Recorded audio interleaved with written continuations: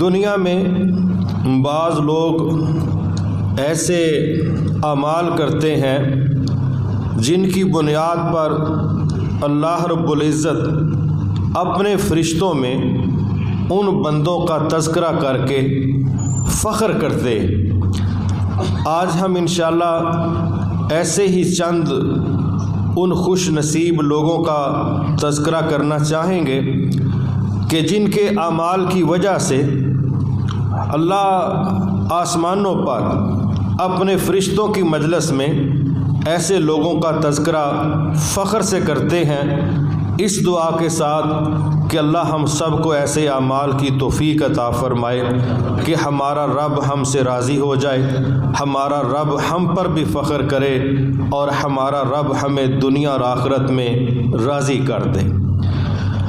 یقیناً اعمال مختلف لیول کے ہیں اور افراد بھی ایمان کے لحاظ سے مختلف لیول کے، لیکن ایمان پر اللہ رب العزت نے، رسول اللہ صلی اللہ علیہ وسلم نے ہمیں جو نصیحتیں کی ہیں ان میں سے ایک مسلسل یہ ہے کہ ہمیں اپنے ایمان کے لیول کو اپ رکھنے کے لیے مسلسل توجہ کرنی پڑے گی، احساس کرنا پڑے گا، ایسا ماحول اختیار کرنا پڑے گا جس کی وجہ سے ہمارا ایمان زیادہ ہو جائے، ایسے رویے اختیار کرنے پڑیں گے جس کی وجہ سے ہمارا ایمان نقصانات سے محفوظ رہ سکے۔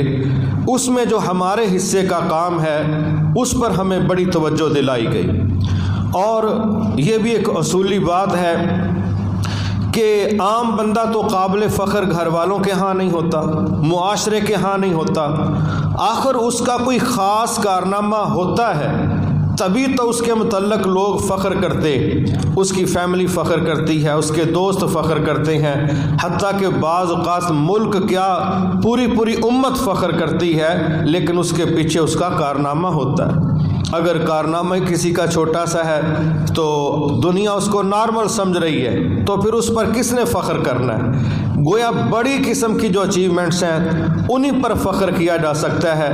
بہت سے اعمال ایسے ہیں کہ جو بطور مسلمان ہم کرتے ہیں، لیکن جن اعمال پر اللہ رب العزت باقاعدہ فخر کرتے ہیں ان اعمال کو نہ ہمیں معمولی سمجھنا چاہیے اور نہ ہی وہ معمولی ہیں۔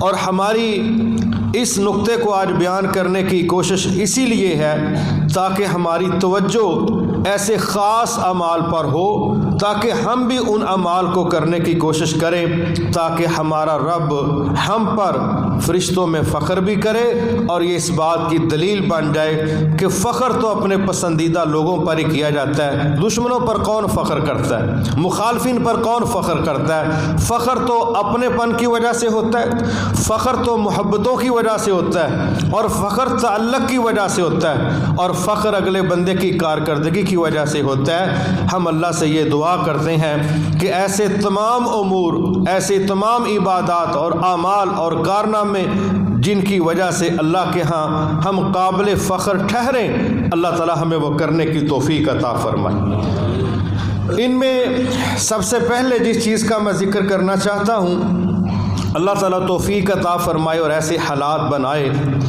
وہ یوم عرفہ کا جو دن ہے جب حاجی عرفات میں کھڑے ہیں اور اس کوشش میں ہیں کہ ہم اپنے رب کو آج منا لیں، راضی کر لیں۔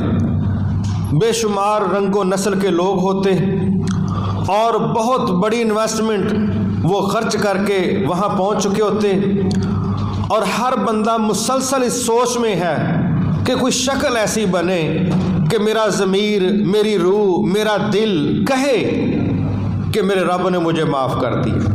یہ جو یوم عرفہ کا دن ہے، اس دن کے متعلق نبی صلی اللہ علیہ وسلم نے فرمایا کہ اللہ تعالیٰ اپنے فرشتوں میں ان لوگوں کا تذکرہ کر کے فخر کرتے ہیں اور کہتے ہیں کہ یہ وہ لوگ ہیں، دیکھو کہاں کہاں سے یہ چل کے آئے، اور ایک ہی مقصد ہے کہ ان کا رب راضی ہو جائے، اور ان لوگوں کا یہ نتیجہ ان کو ملتا ہے۔ نبی صلی اللہ علیہ وسلم نے فرمایا جتنی بڑی تعداد میں اللہ یوم عرفہ کا دن لوگوں کو جہنم سے آزاد کرتے ہیں، اتنی بڑی تعداد میں کسی دوسرے دن لوگوں کو جہنم سے آزادی نصیب نہیں ہوتی۔ تو یہ جو دن ہے اور یہ وہ لوگ ہیں جن کے حوالے سے حدیث میں آتا ہے کہ اللہ ان پر فخر کرتا ہے، اور صرف فخر ہی نہیں کرتا بلکہ اللہ ان کو معاف بھی کرتا ہے۔ تو اللہ سے ہم دعا کرتے ہیں اللہ تعالی ہم سب کو بار بار وہ مواقع دکھلائے کہ ہم اللہ کے گھر کا حج کریں، اور پھر اللہ تعالیٰ وہ میدان اور وہ دن اور وہ ساتیں ہم سب کو نصیب فرمائے۔ اسی طرح ایک اور چیز ہے، وہ بڑی سمجھنے سے تعلق رکھتی ہے۔ نبی صلی اللہ علیہ وسلم نے ایک مجاہد کا تذکرہ کیا ہے کہ حالات ایسے ہیں کہ ساتھی بکھر گئے، جنگوں میں یہ ایک دفعہ نہیں ہوتا، مارکوں میں یہ ایک دفعہ نہیں ہوتا، بے شمار مواقع اور مرحلے ایسے ہوتے ہیں کہ جب دنیا اس کو محسوس کرتی ہے کہ اب یہاں کسی کے پاؤں ٹکیں گے نہیں۔ ہوتا پھر کیا ہے، جب گولی چلتی ہے، جب تیر چلتے ہیں تو گولیوں کو آنکھوں سے دیکھتے ہوئے، تیروں کو اپنی آنکھوں سے دیکھتے ہوئے اور دشمنوں کی تعداد اپنی آنکھوں سے دیکھتے ہوئے وہاں وہی ٹھہرتا ہے جس کو اللہ استقامت دیتا ہے۔ ورنہ بڑے بڑے بہادر لوگ ایسے مرحلوں پر جان بچانے کے لیے، جو ایک فطری امر ہے، آگے پیچھے ہو جاتے ہیں۔ لیکن نبی صلی اللہ علیہ وسلم نے فرمایا ایسا وقت جو جنگوں میں بڑی تباہی اور خوفناکی والا ہے اور لوگ بکھر گئے ہیں، چونکہ جو بکھرنا ہے نا، اس کے دو مرحلے ہیں اسلام میں۔ ایک یہ ہے کہ لڑنے والا شخص میدان چھوڑ کے بھاگ ہی جائے، ایسا بھاگے کہ میدان ہی چھوڑ دے، تو اللہ تعالیٰ نے اس پر بڑا سخت جملہ بولا ہے کہ جو شخص میدان چھوڑ کے بھاگ جائے گا اس کا ٹھکانہ جہنم ہے، اللہ ہمیں اس سے محفوظ فرمائے۔ اور دوسرا وہ بندہ ہے جو پینترا بدلنے کے لیے، لوکیشن چینج کر کے، اینگل بدل کے، وہ اپنے آپ کو محفوظ کرنے کے لیے جگہ تبدیل کرتا ہے لیکن لڑنے کے لیے جگہ تبدیل کرتا ہے۔ تو ایسے بندے کو جگہ چھوڑنا اس کے لیے جائز ہے، اجازت ہے، کس لیے کہ میدان نہیں چھوڑنا، یہ جگہ تبدیل کرنی ہے تو کر لو۔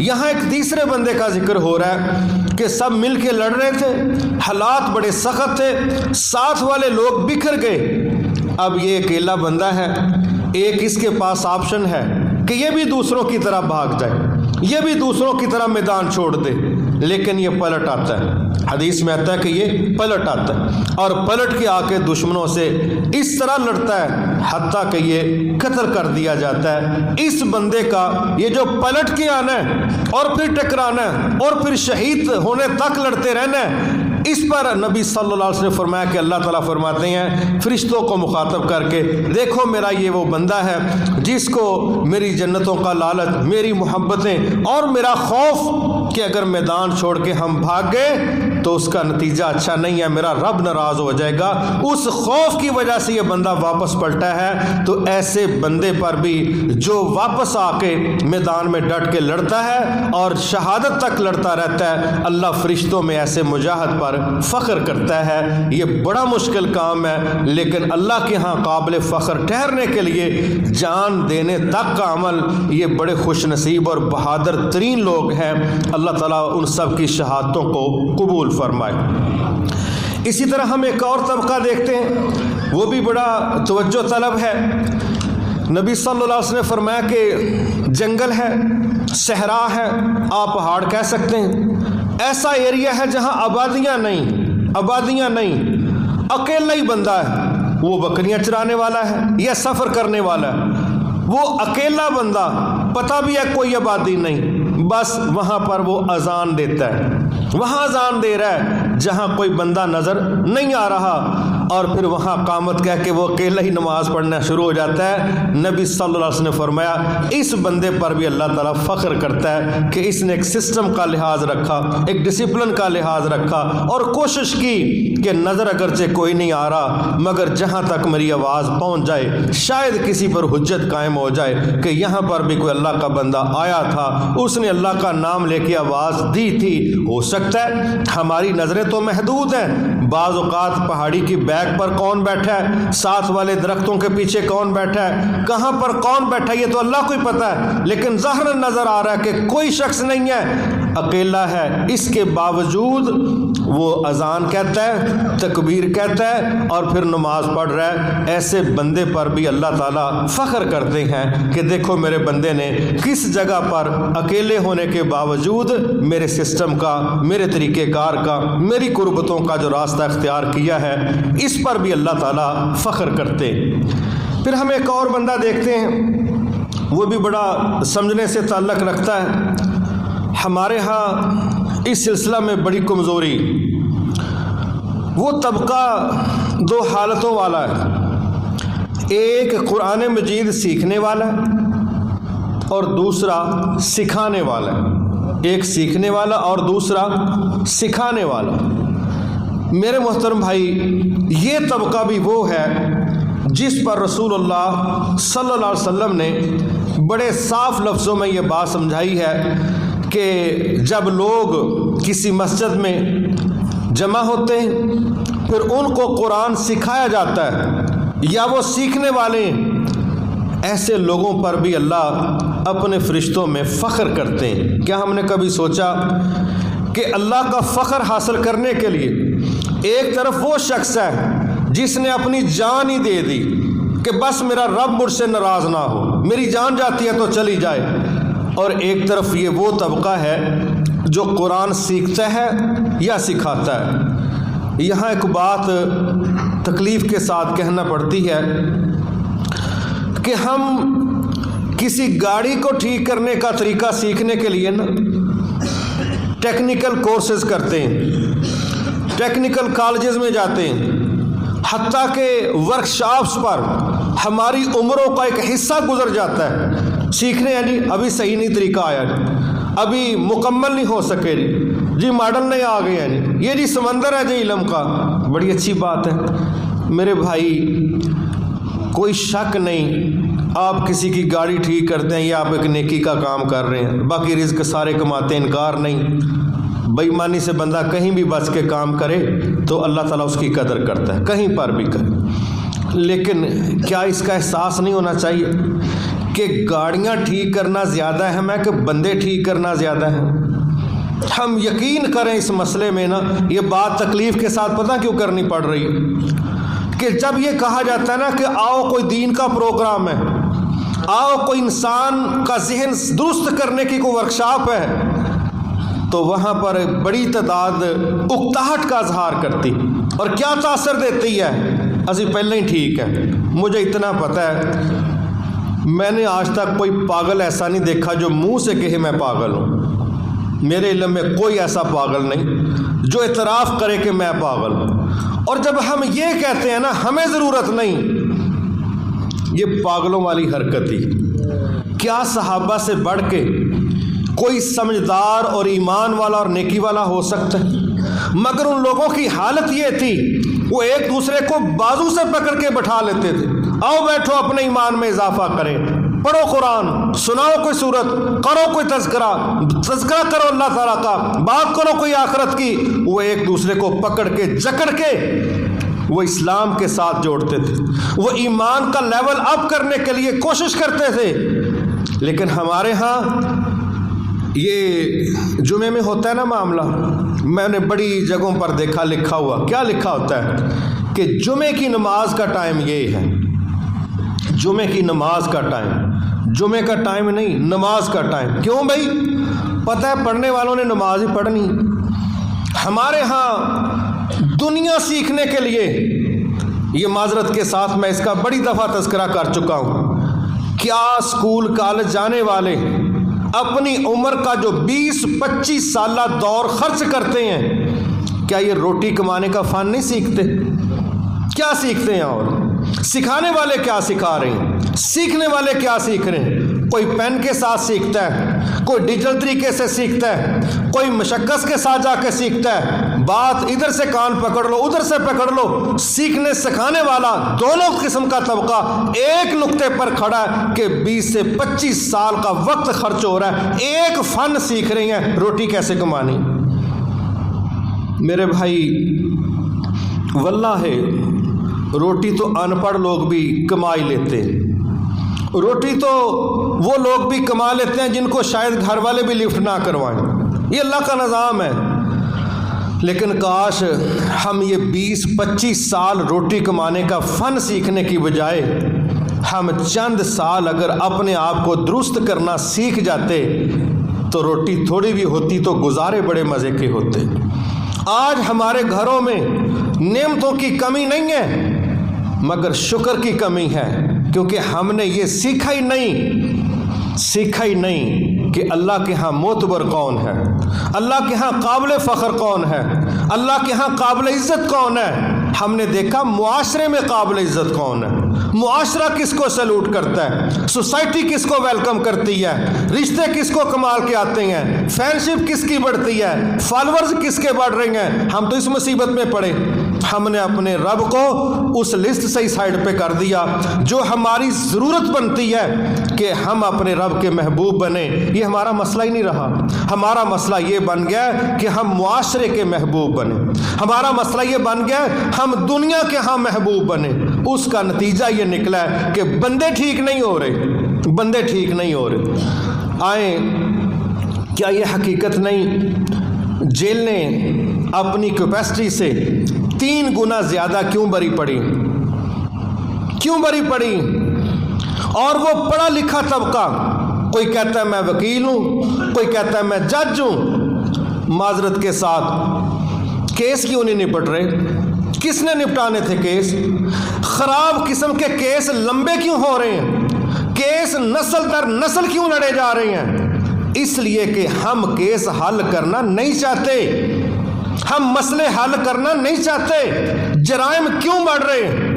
آئے دن اس کا گراف اونچا کیوں ہو رہا ہے؟ کیونکہ ہم جرائم ختم کرنا چاہتے نہیں۔ جنہوں نے سزا دینی ہے نہ وہ سنجیدہ ہے، جنہوں نے تحقیقات کرنی ہے نہ وہ سنجیدہ ہے، اور ہماری جیلیں ہیں کہ کہتی ہیں 2000 کی گنجائش ہے، 6000 بندہ آپ نے اس میں داخل کیا ہوا ہے، اور ہماری تھانے کچہری میں چلے جاؤ ایسے لگتا ہے ساری دنیا ہی مجرم ہے، پورا ملک مجرموں کا ہے۔ بالکل ہے، کوئی شکوے والی بات نہیں، کوئی چنبے کی بات نہیں۔ وجہ کیا ہے؟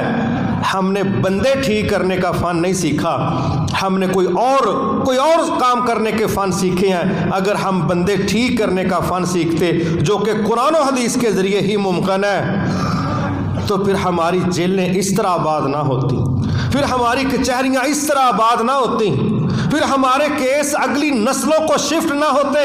جج ریٹائر ہو رہے ہیں، کیس ختم نہیں ہو رہے، پھر یہ ماحول نہ ہوتا۔ کیونکہ معذرت کے ساتھ ہم نے 25 سال جس فن کو سیکھا ہے وہ روٹی کمانے کا فن تھا، وہ مسئلے حل کرنے کا فن تھا ہی نہیں۔ کیا صحابہ کرام رضوان اللہ علیہم اجمعین، کیا ان کے دور میں مسائل نہیں تھے؟ مگر کیا اس طرح جیلیں آباد تھیں جس طرح ہمارا ماحول ہے؟ اللہ تعالیٰ رحم فرمائے، بہت کوالیفائڈ طبقہ کرپشن کے ذریعے روٹی کماتا ہے، حالانکہ اس کی پڑھائی، اس کی تعلیم اس کا تقاضا کرتی ہے کہ رزق مل جائے گا، قانونی طریقے سے اپنے حصے کی ڈیوٹی دو۔ کہتا ہے مہینے بعد ملنے والی تنخواہ پر گزارا نہیں ہوتا، یہاں ڈیلی تنخواہ چاہیے۔ اور پھر یہ رویے، لوگوں کا مال ناحق لینا اور اوپر سے کہنا وہ اپنی خوشی نہ دے گیا، ایسا کہڑا منگیا سی، انہوں کلیاں کر کے پوچھو نا کننا کا خوش ہے، وہ پنجابی دسے گا تو انہوں کننا کا خوش۔ لیکن کون کر رہے ہیں؟ پڑھا لکھا طبقہ کر رہے ہیں، جو بڑی بڑی سیٹوں پر بیٹھا ہے، بڑے بڑے عہدوں پر بیٹھا ہے، وہ کہہ رہے ہیں کہ دستخط کرنے کے پیسے دو، فائل آگے چلانے کے پیسے دو، کیس کو سنانے کے پیسے دو، سزا کم کرنے کے پیسے دو، جیل میں سہولتیں لینی ہیں تو پیسے دو۔ یہ نظام چل رہا ہے، اور بیٹھے کون ہیں؟ گھاس کاٹنے والے بیٹھے ہیں وہاں۔ یہ وہی طبقہ ہے جو 25 سال سکول کالج کی خاک چھانتا رہا ہے، کیونکہ وہاں یہ سکھایا ہی نہیں گیا تھا کہ مسئلے حل کرنے ہیں۔ مسئلے حل ہو گئے تو ان کی روزی روٹی کا کیا بنے گا؟ مسئلے تو بگڑیں گے تو کچہریاں آباد رہیں گی، مسئلے بگڑیں گے تو لوگوں کی فیسیں چلیں گی، مسئلے تباہ خراب ہوں گے تو پھر لوگوں کو پتہ چلے گا کہ مہینے کی بجائے روزانہ تنخواہ کیسے وصول ہوتی۔ تو کاش ہم ان مجلسوں کو سیٹل کرتے، مینج کرتے جو انسان کا ذہن بناتی، جو انسانیت سکھاتی، جو رویے بدلنے کا کہتی، جو رب کے خوف کا احساس دلاتی، جو قیامت کو محاسبے کا سبق سکھاتی، جو عذابوں کی تصویر دکھا کے اپنا شر کنٹرول کرنا سکھاتی، اگر یہ مجلسیں ہم اٹینڈ کرتے، یہ ہم کلاس روم اس طرح کے سجاتے تو پھر منظر کچھ اور ہونا تھا۔ صحابہ کرام ہیں کچے چبوترے پر بیٹھ کے صفا کے نام سے اکیڈمی میں ان لوگوں نے یہی قرآن و حدیث پڑھا ہے۔ غلطی ہو گئی ہے، خود چل کے آ رہے ہیں، یہ تربیت ہے، خود چل کے آ رہے ہیں، اے اللہ کے نبی صلی اللہ علیہ وسلم مجھ سے غلطی ہو گیا، مجھے سزا دیجیے، مجھے پاک کر دیجیے۔ مرد آ رہا ہے کہہ رہا ہے اے اللہ کے نبی صلی اللہ علیہ وسلم مجھے سزا دے کے پاک کر دیجیے، خود پیش ہو رہا ہے، کوئی پولیس نہیں گئی، کوئی آرمی نہیں گئی، کسی انٹیلیجنس نے کام نہیں کیا، کسی نے ٹو نہیں لگائی، کسی نے جاسوسی نہیں کی، کسی نے ویڈیو نہیں بنائی، کسی نے دھمکی نہیں دی، سوائے اللہ کے خوف کے کوئی دوسرا مسئلہ نہیں۔ غلطی بندے سے ہو گئی ہے، چل کے آ کے کہہ رہا ہے اے اللہ کے نبی صلی اللہ علیہ وسلم مجھے سزا دے کے پاک کر دیجئے، اگر یہاں سزا ملے گی تو قیامت کو بچ جاؤں گا۔ عورت ہے کہاں پڑی تھی؟ نبی کے ہاں یہی قرآن و حدیث ہی پڑھا تھا، اللہ کا تعارف ہی سمجھا تھا، غلطی ہو گئی ہے انسان ہونے کے ناطے، چل کے آ رہی ہے اے اللہ کے نبی صلی اللہ علیہ وسلم مجھے سزا دیجیے۔ یقیناً سنگسار ہونے کی سزا بن رہی تھی، مگر پیش ہو گئی ہے۔ آپ اس کو کہہ رہے ہیں کہ جاؤ چلی جاؤ، جب یہ بچہ پیدا ہونا تو پھر آ جائے، تیرا تو قصور ہے، اس کا تو قصور نہیں۔ احساس دیکھیں، تربیت دیکھیں، کب بچہ پیدا ہونا تھا؟ 8 ماہ 9 ماہ بعد، اس کے احساس دیکھیں، 8-9 مہینے بعد احساس مرا نہیں ہے، بچے کی پیدائش کے فوری بعد پھر آ گئی، حالانکہ چھپ سکتی تھی، دائیں بائیں ہو سکتی تھی کہ میں تو پیش ہوئی ہوں، نہیں کچھ ہوا تو کیا کروں، پھر آ گئی۔ اے اللہ کے نبی صلی اللہ علیہ وسلم پیدائش ہو گئی ہے بچے کی، اب مجھے سزا دے کے پاک کر دیجیے۔ اسلام کا اصول ہے نا، جس کو اسلام کے مطابق یہاں سزا مل گئی پھر اس کو قیامت کو سزا نہیں ملے گی۔ اللہ ہم سب کو معاف فرمائے۔ اب آپ نے پھر اس کو کہا واپس چلی جاؤ، جب یہ بچہ کچھ کھانے پینے کے لائق ہو جائے پھر آنا۔ پھر 6 ماہ 7 ماہ 8 ماہ لگنے تھے، وہ پھر چلی گئی، کوئی نہیں احساس کہ چلو چھپ جاؤں، چلو چھوڑ ہی دوں، نہیں، تربیت تھی اور نصاب قرآن و حدیث تھا، قرآن و حدیث نصاب تھا، اس پر تربیت تھی، احساس تھا قیامت کے محاسبے کا، کوئی تھانہ کچہری کا ماحول نہیں۔ اور بچہ جب کھانے پینے کے لائق ہوا کئی مہینوں کے بعد پھر آ گئی، پھر آ کے کہتی ہے اب بچہ کھانا پینا اس نے شروع کر دیا۔ آپ نے وہ بچہ کسی کے حوالے کیا اور صحابہ کو کہا کہ اس عورت کو ایک گڑھا کھود دو اور اس کے مضبوطی سے کپڑے باندھ کے پتھروں سے اس کو سنگسار کر دو۔ بہرحال اس اللہ کی بندی کو جب سنگسار کیا جا رہا تھا تو ایک پتھر اس کے سر میں لگا تو خون کے کچھ چھینٹے کسی صحابی پر پڑے، تو اس صحابی نے یہ بات کر دی کہ جاتے جاتے ہمیں بھی ناپاک کر گئی۔ تو آپ نے فرمایا ایسا نہ کہو، یہ ایسی عورت ہے اگر اس کی توبہ جو اس اکیلی نے کی ہے مدینے کے 70 گناہ گار لوگوں میں تقسیم کی جائے تو اللہ 70 کو جنتوں کا مالک بنا دے۔ کیا تھا؟ پولیس گئی تھی، کیمرے لگے ہوئے تھے، کوئی جاسوسی کر رہا تھا، کوئی گھیر کے لے کے آیا تھا، کون تھا جو اس کو بار بار گھیر کے لے کے آتا تھا؟ ایک تربیت اور احساس جو اللہ کے ساتھ اٹیچ تھا۔ ہم نے اپنے معاشرے میں رب کا تعارف کرانے کی بجائے بچپن سے ہم نے اپنے بچوں کو بلی سے ڈرا دیا، جن سے ڈرا دیا، چھپکلیوں سے ڈرا دیا۔ ہمارے بچوں کے دل و دماغ میں نہ وہ جن جان چھوڑتا ہے، نہ وہ بلی جان چھوڑتی ہے، نہ وہ گلی کا کتا جان چھوڑتا ہے۔ عجیب ماحول ہے۔ کیا ہی کمال ہو کہ ہم اپنے بچوں کو اپنے رب کا تعارف کروائیں۔ اللہ ناراض ہو جاتا ہے، اللہ سزا دے گا، اللہ غصہ کر جاتا ہے، اللہ اس چیز کو پسند نہیں کرتا۔ کبھی ہمارے گھروں میں یہ چیز چلتی تو ہمارے رب کا احساس بچوں کے دل و دماغ میں زیادہ اچھے اثرات مرتب کرتا۔ لیکن خود ساری عمر بلی کتی سے ڈر کے گزارے ہیں تو پھر آگے بھی ہم نے وہ جیسے پڑھے ہیں ویسے پڑھائیں گے، ہمارا تو مزاج وہ ہے۔ تو میرے بھائی یہ جو قرآن و حدیث کی تعلیم ہے نا، یہ بندے بناتی ہے، بندے۔ اللہ کی قسم یہ ایسا کام کمال کا ہے کہ دنیا جہان کی مشکلات جو بندہ اس پر قابو پانا جاننا چاہتا ہے وہ قرآن و حدیث کی کلاس اٹینڈ کرے۔ قرآن و حدیث یہ ایسی کمال کی چیز ہے کہ جب کچھ پاس نہیں ہوتا یہ قرآن و حدیث صبر سکھاتا ہے، یہ قرآن و حدیث صبر سکھاتا ہے۔ میرے علم کے اندر نہیں ہے کہ دنیا کے حالات سے تنگ آ کے کسی مدرسے کے طالب علم یا استاذ نے خودکشی کی ہو، میرے علم میں نہیں، لیکن یہ میں بتا سکتا ہوں کہ یونیورسٹی لیول کی لڑکیوں نے بھی خودکشیاں کی ہیں، لڑکوں نے بھی خودکشیاں کی ہیں، اللہ کی قسم پروفیسروں نے خودکشیاں کی، پروفیسروں نے خودکشیاں کی۔ اور یہ مغرب کا وہ ملک جو کہتا ہے کہ ہم سے زیادہ پڑھا لکھا ہی کوئی نہیں، سب سے زیادہ خودکشی کی ریشو ان بیوقوفوں کے اندر۔ قرآن و حدیث زندگی جینا سکھاتا ہے، امید دلاتا ہے، حالات بدلنے کی گارنٹی دیتا ہے، رب پر توکل کر کے جد و جہد کی سوچ دیتا ہے۔ جن علوم کو ہم 25 سال پڑھتے ہیں یہ بندے کو مایوس کرتے ہیں، یہ بندے کو ڈپریشن کا شکار کرتے ہیں، یہ بندے کو کہتے ہیں تیرے مسئلے کا کوئی حل نہیں ہے، کیونکہ ان خبیثوں کے ہاں تو ایسا ماحول بھی ہے کہ جب 1.25 ارب کی آبادی ان دنیاوی ترقی یافتہ ممالک میں ان لوگوں کی ہے جو اس کائنات کے خالق کے قائل نہیں، رب کے وجود کے قائل نہیں، ان کو مصیبتوں سے نکالے گا کون؟ یہ کس پر توکل کریں گے؟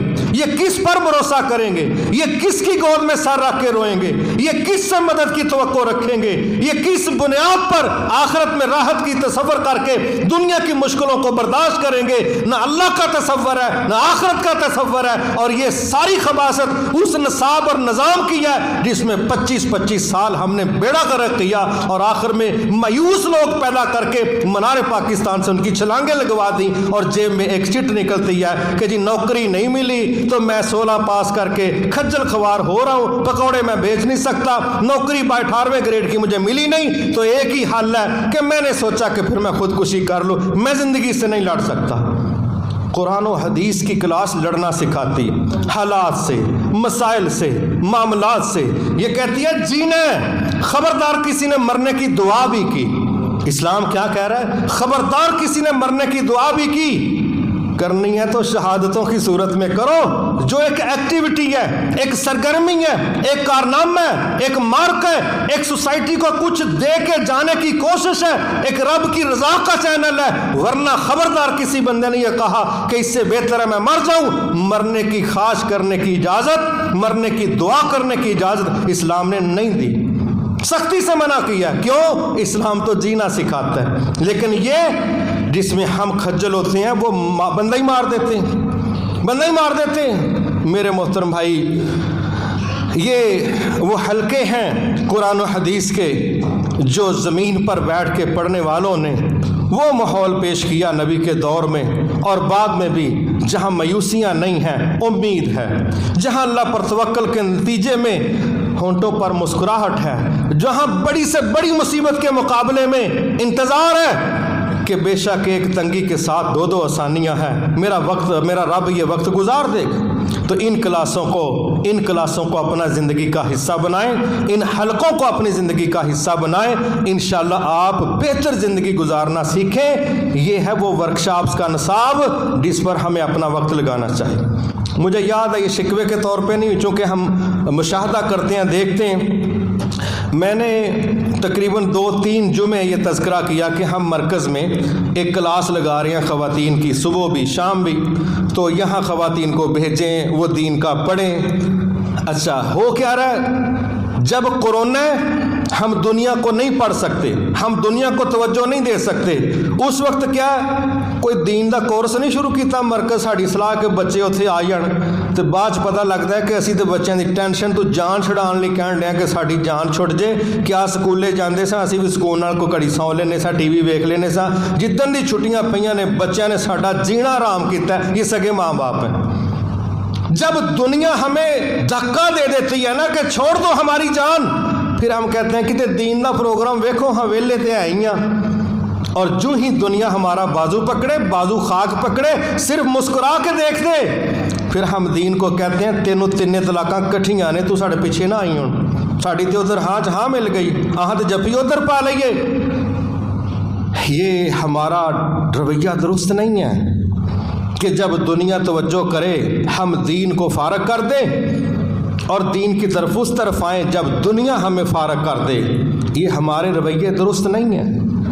یہ رویے ہماری دین سے اکتاہٹ کی دلیل ہیں، بیزاری کی دلیل ہے. اور جو بندہ اس دین سے بیزار ہوگا اس کو یاد رکھنا چاہیے یہ دین اللہ کا نازل کرتا ہے، یہ کسی بندے کی پروڈکشن نہیں ہے، یہ کسی انسان کا منصوبہ نہیں ہے کہ اس کا رد عمل نہ آئے. ہمارا رب کہتا ہے وَمَنْ أَعْرَضَ عَنْ ذِكْرِي فَإِنَّ لَهُ مَعِيشَةً ضَنْكًا. جس نے ہمارے سسٹم سے، دین سے، ذکر سے اعراض کیا، دوری اختیار کی، اللہ کہتے ہیں میں صاف کہتا ہوں ہم اس کی زندگی کو تنگ کر دیں گے. تے اسی سارے کنے کے سوکھے ہیں، سانو سارے نو پتہ ہے. جدو کلیاں کوئی بیگم کول بہ کے روندا ہے، کوئی یاراں کول بہ کے روندا ہے تے ان شریکاں دے سامنے بہ کے دسدا ہے کہ میرے ورگا شہزادہ ہی کوئی نہیں. اور جب تنہائی میں اپنے جگری یار کے پاس بیٹھتے ہیں تو بیچارے کا دل کرتا ہے کہ میں کپڑے پھاڑ لوں. کتنے کا ہم سوکھی زندگی گزار رہے ہیں ہم سب کو پتہ ہے. وجہ جہاں سے سکون اور راحت ملنی ہے ہم وہاں جانے کی بجائے ہم نشیوں کی طرح کو گولیاں کھا رہی ہیں دنیا داری کی، جو وقتی طور پر ہمیں سن کر کے ہماری حصوں کو ڈیڈ کر کے توجہ تقسیم کر کے ہمارا تھوڑا سا وقت گزار دیتی ہیں. جو ہی وہ نشہ اترتا ہے ہماری پریشانی بڑھ جاتی ہے. آؤ میرے بھائیوں، یہ وہ محفلیں ہیں جن میں ہم اپنے بچوں کو، بچیوں کو، اپنے آپ کو ہم کوشش کریں کہ دین کو سیکھیں اور قرآن کی مجالس کا حصہ بنیں. انشاءاللہ یہ چیزیں ہمیں راحت دینے کا باعث بنیں گی. میں دوبارہ ضرور یہ کہنا چاہوں گا، گھروں میں بڑی خواتین فارغ بیٹھیں، بڑی خواتین. اتنا نہیں ہے کہ وہ کوئی باہر انہوں نے کوئی شادی بیاہ کے آرڈر لیے ہوئے ہیں کہ ان کے کچن کی ضروریات ختم یا مصروفیت ختم نہیں ہو رہی. گھنٹوں بیٹھی ہیں، ٹی وی دیکھ رہی ہیں، ڈائجسٹ پڑھ رہی ہیں، موبائل فون کے ساتھ جڑی ہیں.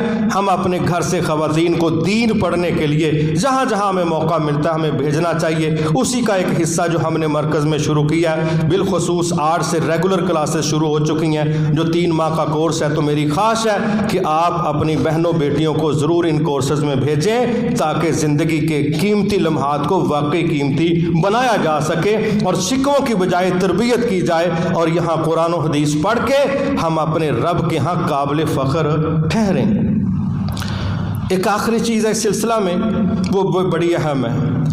بخشش ہم سب کی ضرورت ہے کہ اللہ ہم سب کو معاف کر دے، یہ ہم کی ضرورت ہے. صحیح بخاری صحیح مسلم میں ایک حدیث ہے کہ نبی صلی اللہ علیہ وسلم نے فرمایا اللہ کے کچھ بندے اور فرشتے فضاؤں میں اڑتے رہتے ہیں، کوئی ان کی دوسری ڈیوٹی نہیں، ایک ہی ڈیوٹی ہے، فضاؤں میں اڑ رہے ہیں، تیر رہے ہیں اور ایسے لوگوں کو تلاش کرتے ہیں جہاں اللہ کا ذکر ہو رہا، اللہ کی باتیں ہو رہی ہیں، آخرت کی باتیں ہو رہی ہیں، جہنم سے ڈرایا جا رہا ہے، جنتوں کی ترغیب دی جا رہی ہے، لوگ اللہ کی پناہ مانگ رہے ہیں جہنم سے، لوگ اللہ سے جنتوں کا سوال کر رہے ہیں، لوگ اپنے گناہوں کی معافی مانگ رہے ہیں، رو رہے ہیں، احساس کر رہے ہیں، اپنا محاسبہ کر رہے ہیں. وہ لوگ جو اللہ کا ذکر کرنے کے لیے جن مجلسوں میں بیٹھتے ہیں ان مجلسوں کو ڈھونڈنے کے لیے اسپیشل اسکواڈ فرشتوں کا جو فضاؤں میں اڑتا رہتا ہے، کوئی دوسرا کام نہیں.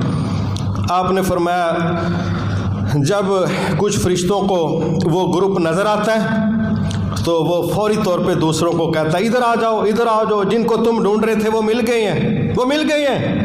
پھر باقی فرشتوں کو بھی ادھر بلایا جاتا ہے اور فرشتے زمین سے لے کے آسمانوں تک ان کا ایک دوسرے کے اوپر اس طرح رش ہوتا ہے، وہ اپنے پروں کے نیچے ساری محفل کو، مجلس کو ڈھانپ لیتے ہیں، چھپا لیتے ہیں.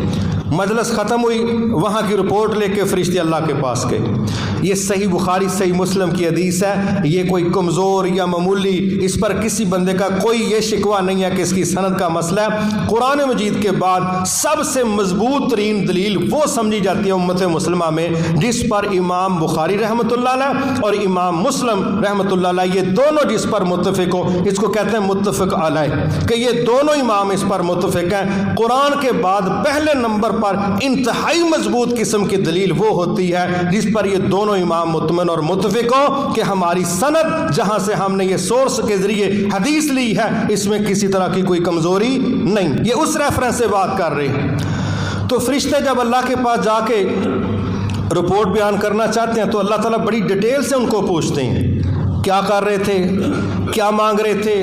تو فرشتے ان کو بتاتے ہیں کہ یا اللہ ایک تو وہ تجھ سے تیری جنتوں کا سوال کر رہے تھے، تو اللہ تعالیٰ کہتے ہیں کیا میرے بندوں نے جنت دیکھی ہوئی ہے؟ حالانکہ ساری باتوں کا اللہ کو پتہ ہے، حدیث میں بھی اسی طرح کہ اللہ سب کچھ جانتا ہے، لیکن اپنے بندوں پر فخر کرنے کے لیے فرشتوں کو محسوس کروا رہا ہے کہ دیکھو میرا یہ فیصلہ، میرا یہ کوشش، میرا یہ رویہ، میرا یہ عمل کتنا زبردست ہے کہ وہ بندے بیٹھے ہیں، جنت دیکھی کوئی نہیں مگر مجھ سے سوال کس سے کر رہے ہیں؟ اللہ تعالیٰ سے، کہ ہم اللہ سے سوال کرتے ہیں کہ ہمیں جنتیں مل جائیں، اور فرشتے کہتے ہیں انہوں نے دیکھی تو کوئی نہیں۔ اللہ تعالیٰ کہتے ہیں ویسے اگر دیکھی ہوتی تو پھر ان کی کوشش، ان کا انداز کیا ہوتا؟